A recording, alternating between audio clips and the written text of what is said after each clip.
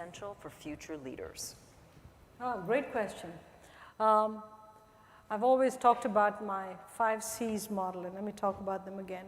The first is competency. I think anybody who wants to be a future leader should have a hip pocket skill that everybody looks at and says, XYZ is the go-to person for that skill. Because unless you're really known for something, and not just as a generalist, you don't stand out from the pack. But in order to be competent at something, you've got to be a lifelong student, because you've got to constantly refine your knowledge of that subject so that you remain ahead and abreast of everything that goes on in that field first. The second, I'd say, is courage and confidence. It's a pair.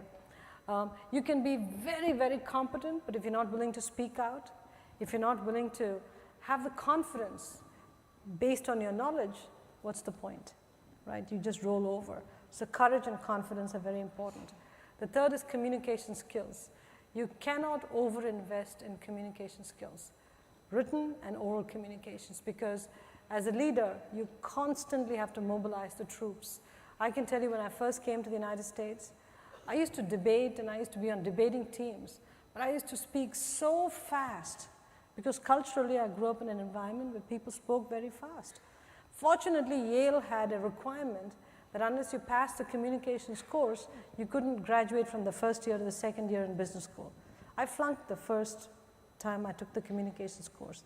So over summer, I took it again, which was the best thing that happened because I learned to sync my brain with my output from my mouth, and so I started to slow down what I was saying. Huge difference.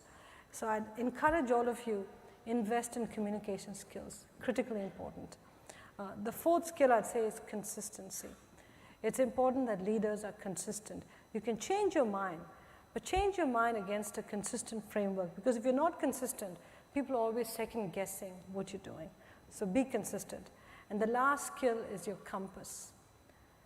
Integrity is critical in this job.